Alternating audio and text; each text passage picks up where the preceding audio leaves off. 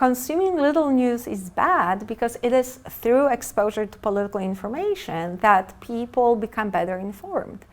And better informed citizens have more stable political attitudes. They are less swung by irrelevant stimuli in the political environment.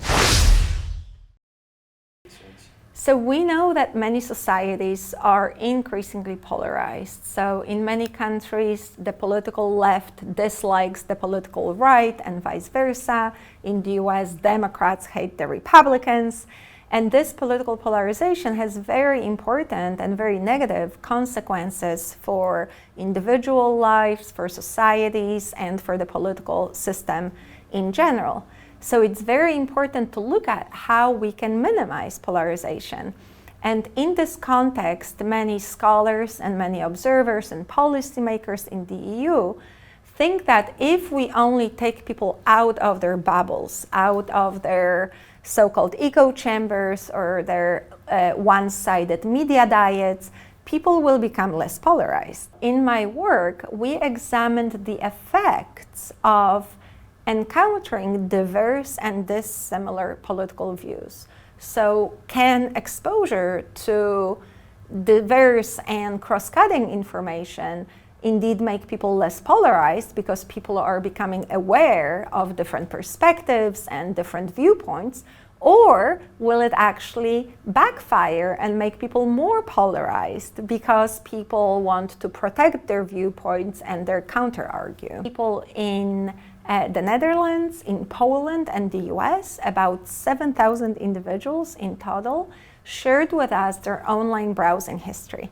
About 119 million visits. So we know absolutely everything what those individuals, again in 3 countries, did online or saw online over a span of 9 months. And we paired those online behavioral traces with overtime panel surveys, asking them about their political attitudes, their political knowledge, polarization, beliefs in misinformation, and some other attitudes.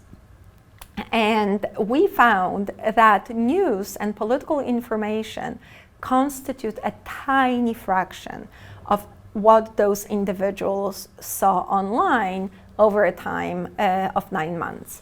So specifically, only 3.4% of all the visits that we had from those individuals were to news sites.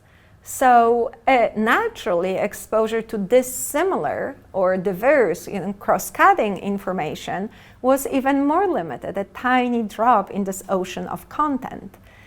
So that was the core finding from the project. We also paid people to visit very dissimilar news sources. So for example, a person on the left was incentivized to read news from the far right, and person on the right was paid to read news on the left, on the far left. And we found that this dissimilar exposure, it didn't increase tolerance or minimize polarization, but it also didn't backfire. So we found null effects. It's really difficult to kind of say, oh, this is the objective news source. So of course there are press agencies that disseminate information to news outlets, such as Reuters or Associated Press, and they have very factual information. And I do think that this is great because it doesn't give the interpretations, it doesn't give the frames that often partisan media add to reporting. But of course it's pretty difficult to find, and I would say that many citizens find it very boring. There are many factors that influence people's news consumption. We should look into all of them when thinking about how to make news more attractive to people or how to encourage them to look for more news. And the factor that I am very interested in is the algorithm of social media platforms. So we know that many people spend their lives online, and in particular on platforms on social media. So then looking at how the algorithms recommend certain content and whether we can tweak the algorithm or encourage it to promote exposure to quality news is something that's very interesting in my view. So stay tuned.